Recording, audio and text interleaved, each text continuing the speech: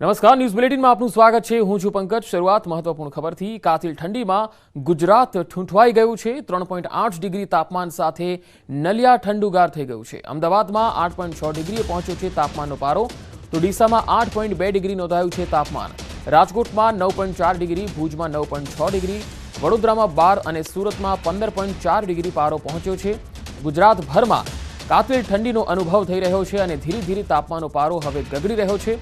अनेक शहरों तापमान जे 8 થી 9 डिग्री आसपास जोवा मळी रह्या छे, जेमां अमदावाद, गांधीनगर, नलिया, डीसा आ तमाम जे शहरों छे तेना तापमान 8 डिग्री आसपास। नलिया सौथी ठंडू शहर जोवा मळ्युं छे।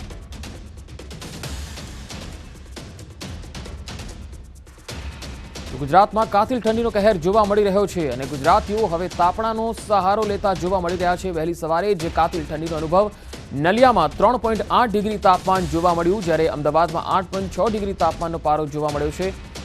છેલ્લા 5 દિવસથી તાપમાન સતત ઘટી રહ્યું છે અને ઠંડી સતત વધી રહી છે।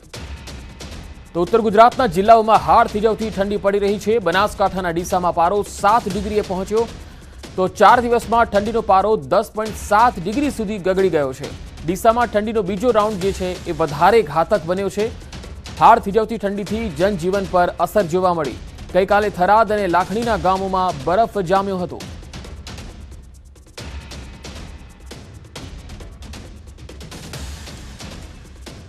तो बनासकांठा जिल्लाना मोटा भागना तालुकाओमां कातिल ठंडीनो अनुभव थई रह्यो छे। उत्तर गुजरातना तमाम विस्तारोमां कातिल ठंडी पड़ी रही छे।